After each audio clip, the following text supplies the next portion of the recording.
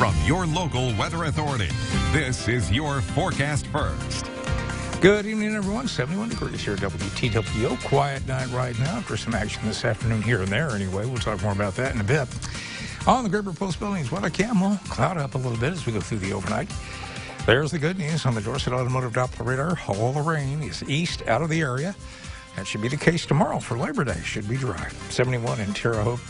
69 Bloomington, warm 73s at Vincennes in Washington. Forecast first.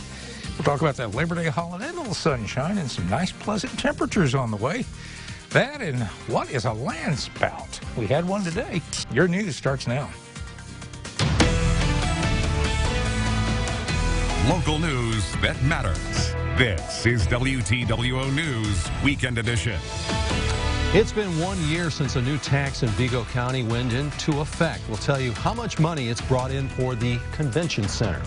Hurricane Dorian is now one of the strongest storms ever in the Atlantic Basin. We'll have an update and show its slow movement toward the southeast. Good evening, everyone. Thanks for watching our news at 11. I'm Mike Tank. A tax that will help fund a new Terre Haute Convention Center downtown reaches a milestone. Since November of 2018, the Vigo County Food and Beverage Tax has brought in over $1.8 million. The tax applies to food or drinks bought from a retailer. That includes restaurants, hot food bars, and prepared foods at deli counters, catered meals, and anywhere a seller provides eating utensils. Of the $1.8 million received from the tax, $820,000 has been dispersed for the convention center. The owner of a local restaurant, Rick's Smokehouse, says he has not noticed much of a change in patronage, and he believes the food and beverage tax is a step in the right direction. I would say there's been no negative repercussion whatsoever, and I don't think that it's, stopped people from coming out. I don't think I've received over the course of the year, I'm going to say hardly any, if none, negative comments about the food and beverage tax. I think inevitably it's going to be a good thing for our town, for our city. Food that is cut, repackaged, or pasteurized by the seller cannot be taxed. That also applies to foods that need to be prepared after being purchased. As we stated earlier, the food and beverage tax is generating money that will fund the new convention center that will be built in Terre Haute. The groundbreaking will be held rain or shine at 11 a.m. Friday, September 6th on Wabash Avenue between 6th and 9th Streets.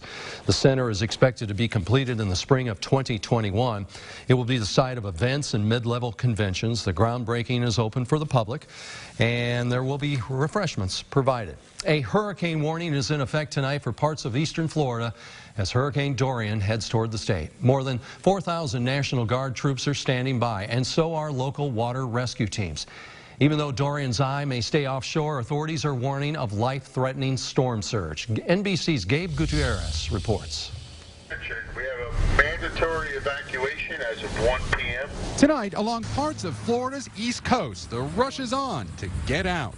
This storm at this magnitude could really cause massive destruction, and do not put your life in jeopardy by staying behind. In Palm Beach County, Donna Kirby is evacuating her parents, both in their late 80s. If it doesn't take that turn north, it's coming straight in here at Category 5, so you have to act. Today, President Trump visited FEMA's headquarters. I'm not sure that I've ever even heard of a Category 5. I knew it existed, and I've seen some Category 4s. You don't even see them that much, but a Category 5 is something. Yet during his administration, 3 hurricanes impacting the U.S. were Category 5s at one point: Irma, Maria, and Michael.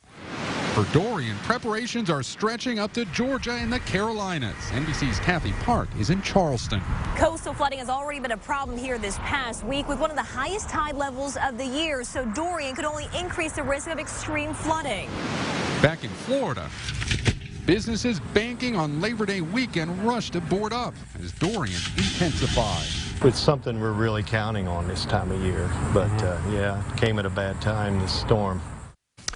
To the north, more mandatory evacuations are expected in the morning. Strong winds are expected to begin lashing parts of the southeast tomorrow. Today, the new lease for the YMCA pool takes effect. There is still no official date to reopen the pool. The YMCA still needs to hire staff, and the city will take care of cosmetic improvements before it can open. They will continue to cover memberships and staffing for the pool once it reopens. Today, the funeral for Illinois State Trooper Nicholas Hopkins was held in Waterloo. Hopkins was shot and killed August 23rd while serving a search warrant in East St. Louis.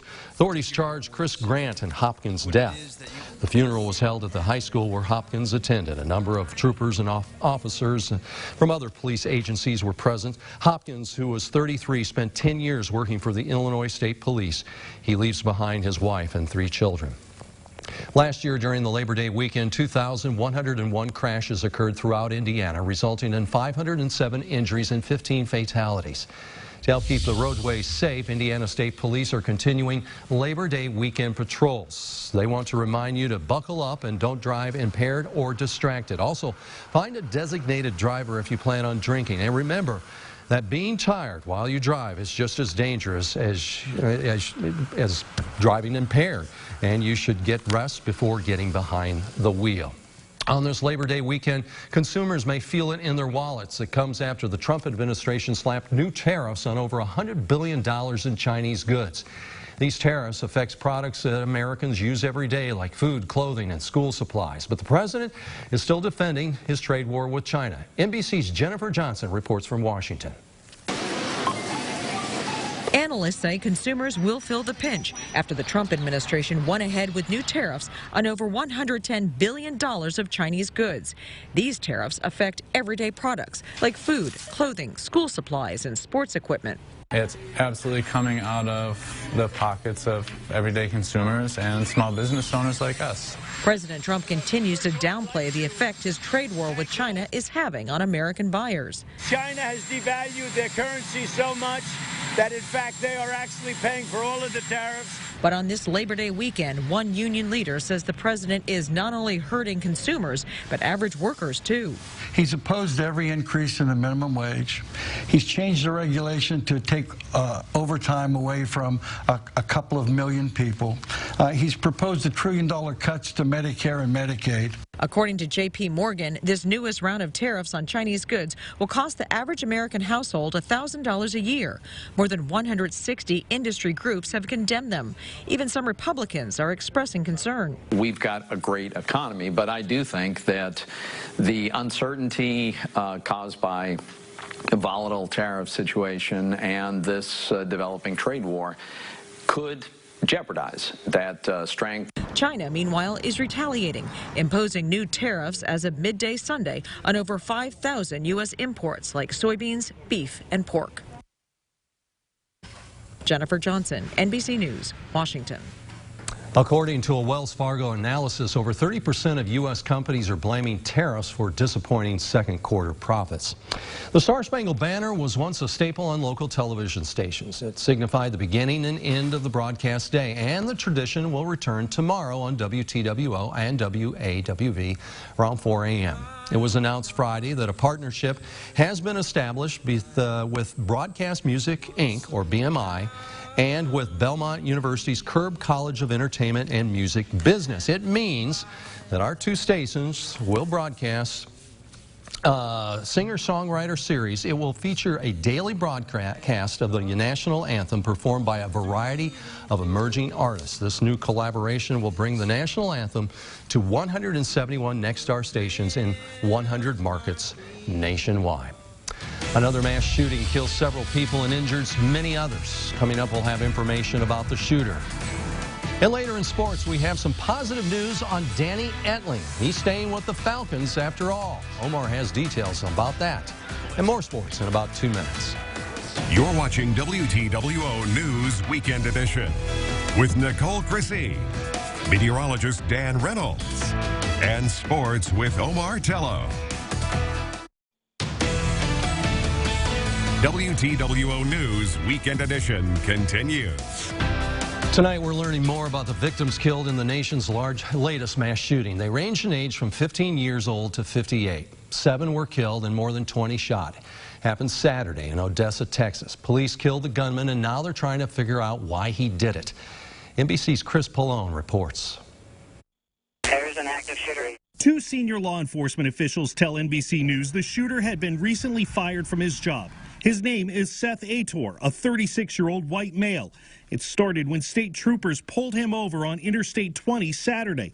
Ator opened fire and took off on a 10-mile rampage, shooting people at 15 different locations. Please understand this is a different type of active shooter that we were involved with because he was mobile. At one point, he killed a letter carrier and stole her van to continue the attack. He was pulling up to the side of our car. Shauna Saxton came face to face with the killer and lived. I feel so lucky that I was not hurt, and I'm so sad inside because I knew what was coming towards people and I couldn't help them. In all, 7 people died. More than 20 are being treated for gunshot wounds, including a 17-month-old girl shot in the mouth. Oh my God.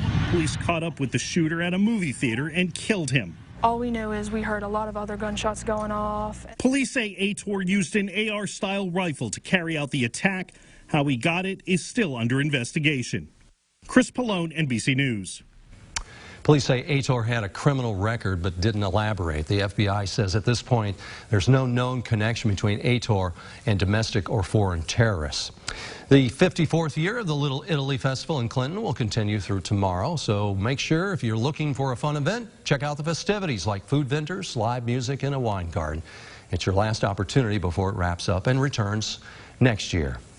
Every year, a Labor Day parade is held on Wabash Avenue in Terre Haute to honor the hardworking men and women of the area. This is the 38th year of the parade. It will begin tomorrow and last from 11 a.m. until 1 p.m. It will start at 11th and Wabash and end at Fairbanks Park. And hopefully, it will be nice weather for everyone attending. Dan, can you do something about that? I think the little disturbance we had moved through the air today is continuing to move east away from us, so Labor Day should be okay. Yeah, and you're going to elaborate a little bit on the disturbance, the land spout. A land spout. Not a land shark. No, a land spout occurred in the valley today, a rarity. How do we do on temps today? Well, we late afternoon managed 85, 66 the low this morning. We'll explain what that land spout was when we come back. Now, your local weather authority with meteorologist Dan Reynolds. We had a land spout this afternoon just before 3 in Cumberland County, just northeast of Montrose. Radar won't pick up a land spout. It forms at the ground. That's what makes it different. They're generally pretty weak. What happens is you get winds near the surface underneath the storm that's building, which we had. Those winds are coming in at different directions. As the cloud grows, moves over that boundary of winds, the rotating winds are then stretched vertically or from the ground up, growing into a land spout. Rarely causes damage, usually seen in the high plains, Colorado in particular. So a rarity around here. Talk with Jesse. He couldn't remember the last time we had one of these. I don't remember either, so maybe this was a first. We're okay right now. No concerns during the overnight or through Labor Day. As you look at the Great Bear Post Buildings weather cam, here's what we're tracking on the weather headlines. Good Labor Day. Cooler temps coming this week. Next Sunday, showers looking iffy. Same with Tuesday. Right now in Terre Haute, 71. Dew points at 69. Winds of calm. Pressure's rising from 30.06. 0.04 of an inch of rain here at the studios. That's the month total. This is the second driest month on average at 2.89. Rainfall around the valley, 0.8 up at Paris, 1/3 of an inch over at Terre Haute, and 4,400 at Mattoon. Bloomington checked in with 2/3, so some heavier amounts here and there. Lows, we were in the 60s today. That'll be the case tomorrow morning, maybe a degree or two cooler, pushed into the 80s late afternoon. And then once all the rain moved out, things stabilized quite a bit. 69 now in Paris. Also 69 in Bloomington. Vincennes 73 along with Newton. Casey checking in at 70. Effingham at 71. Winds will be out of the northwest tonight. Light. Maybe 5 miles an hour at times. Calm for the most part overnight. Metro views. You go out overnight if you have the drive, you'll be okay. Just I think we'll see the clouds on the increase. The rain is pushed off to the east. We had a little surface boundary with a wave of low pressure in the area. That's continuing to move away. It brought showers and storms this morning and some pop-ups this afternoon. The bulk of the precipitation well east of us as we zoom in. Take a look regionally. You can see that little batch of storms right there well to the east of us. All the talk, though, is about Hurricane Dorian. Huge storm, Category 5, 185-mile-an-hour winds. Just hammered the Bahamas, one of the strongest Cat 5s on record. Getting close to Florida. It is a slow mover. This is from the hurricane tracker as it flew through the eye wall today. took this photo this afternoon. That's the eye wall right there. Clear skies above that eye wall, and on the outside of that eye wall, that's where all the trouble is. Cat 5 now, as it moves up the coast, is going to drop to a 4. Winds will diminish a little bit. Each step along the way, it's going to lose some of its potency. But notice how close it is to Florida. It can turn, move inland. It's going to bring a lot of storm surge, a lot of rain as well. And eventually, as it passes the Carolinas and goes out into the Atlantic, things calm down. A lot of emergency evacuations along those coastal areas. And this is rainfall through Tuesday. Those numbers are going to ramp up. Already showing 7, 8 inches down there in central Florida. Just a mess. Closer to home, Dorset Automotive radar clear. Flash flood watch over around Springfield, not to worry about. That rain around Bloomington has moved on off. Now we'll see the clouds for Memorial Day, Labor Day. Could break those clouds a little bit and get some sunshine in here. All in all, looking like a pretty good holiday forecast. Now, what we're looking at for tonight, 64 with some patchy fog developing after midnight. That'll stick around through the morning hours, low of 64. That's seasonal. And 81 tomorrow. We'll burn that fog off during the morning hours. Mostly cloudy, maybe some sunshine coming in by midday, just a light north wind. And as we look ahead of the extended forecast, cold front comes through Tuesday night. Going to leave it dry for now. We'll keep an eye on that. Might have put some rain in there for Tuesday night and early Wednesday. And a big drop in temps, 70s and 50s. Very comfortable fall-like weather, football weather, Omar. Hey, Dan, thanks so much. No win for the Sycamores this weekend, but it was a good day for Indiana State's Caleb Brewer. He just picked up an award from the Missouri Valley Conference. Coming up, we'll tell you all about it and more right after the break. Stay with us. Now, WTWO Sports with Omar Tello. Good evening, everyone. Some positive news to pass along regarding Danny Etling. While he did not make the Atlanta Falcons 53-man roster, today he signed with their practice squad. It's a good opportunity to stay in the league, and injuries, he could be called up at some point this season. He last saw some action against Jacksonville on Thursday. Etling was originally claimed off waivers by Atlanta on August 14th. The 25-year-old Terre Haute native will be tasked with preparing the Falcons' defense for that week's opponent.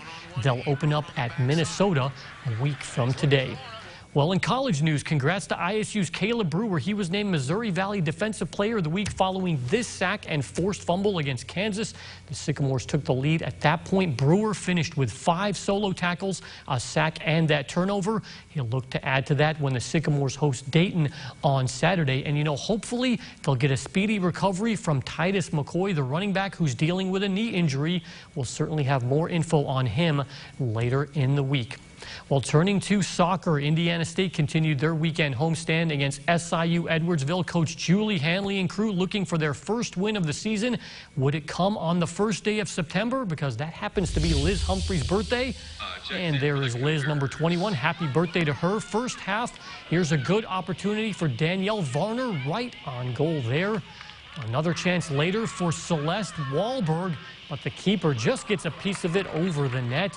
And here's the closest they came to scoring. Katie Sidlowski gets loose, but what a save by the goalie, and then headed by Varner, and Kelly Fink doing some great saving there. Oh, so close for the Sycamores. Another look as they were just inches away.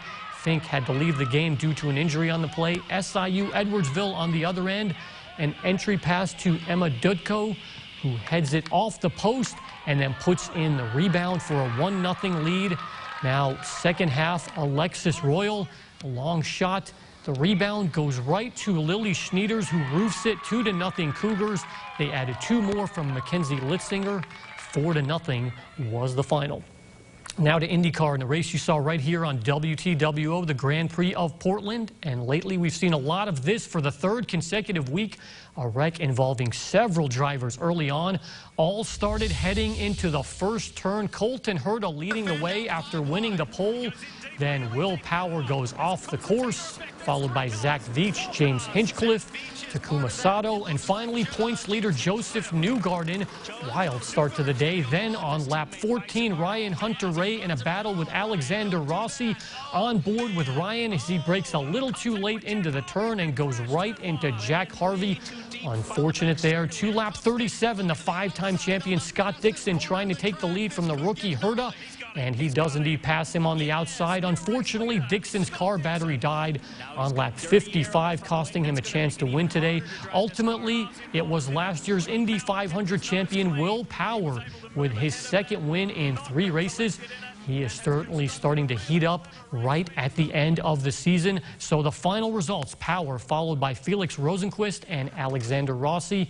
Colton Herta takes 4th place, and Newgarden avoids any trouble today to take 5th, and that allows him to keep a 41-point lead over Rossi heading to the final race at Laguna Seca. Rossi now just 1 point ahead of Simon Pagenaud, very close there, and Dixon sits at 5:08 with 1 race to go. And we'll finish up with the majors. The Cards and Reds played 2 for the 2nd consecutive day at Busch Stadium. And how about that great catch today from Miles Mikolas? And he wasn't the only one with a great catch. Have you seen the one from Harrison Bader? Oh, it was outstanding. Top second, Mikolas to Freddie Galvis to right center. And Bader covers so much ground. Might be the play of the day. Fantastic defensive effort. All about runs saved in baseball right then. He plays the hero in the 9th, tied at 3, and the game-winning RBI as the Cards take Game 1 4-3. But Cincinnati rallies to take the second game 5-3, so they salvage 1 game this weekend. Other scores, the Brewers beat the Cubs 4-0, and the White Sox fall to the Braves in Atlanta. And that's a wrap on sports. Dan has a check of weather right after this. Well, do you love cheese? Yes. Yeah, I do. Okay, good. Do you love cheese enough to buy a giant wheel of it? No. Like that wheel? No. The Costco shopping chain is offering a wheel of cheese for sale on its website. There it is. It's 72 pounds of Italian Parmigiano Reggiano with a price tag of, get this, $900. Eesh. But Costco says it's worth every penny because it has been aged 24 months, and they say that it is, quote, extravagant. And apparently you can save money in the long run since the wheel costs far less per pound than the same cheese bought in smaller slices. So there you go. There you go. You got to carry it out. You'd have to eat a lot of pasta. You would. I'd consider that if it came with like Super Bowl tickets, maybe. Yeah. You know, if Dan got it, he would be known as the Big Cheese. That's true. Hey, what do you got for weather, Mr. Cheese? Decent weather. All the activity as far as rainfall, thunderstorms has moved east now. A little disturbance that brought us showers and storms this morning is gone. That little wave of low pressure, gone, all off to the east. Might see some sunshine tomorrow, but I think it'll be a cloudy day for the most part. Not a bad Labor Day, really. And then we'll have to keep an eye on Tuesday night. A cold front comes through. Got some punch to it. We'll keep it dry for now, but see. Look at the drop in temps from that front. We go to the 70s and the 50s. Good for Friday night football. The weekend looking good. A lot of clouds, but very comfortable temps. Already looking at next weekend. My gosh. Yeah. Look at those temperatures. Golf temperatures, Mike. Yeah. Did you hear about this land spout thing? Land spout, yeah. Not a land shark. You know. No, we've kind of confirmed that it was not a land shark, and it wasn't all that scary either. No, if you saw it, it would be, but it didn't need any damage. Yeah. That's it for our news on this Sunday. Be sure to watch morning news in a few hours. Have a good night.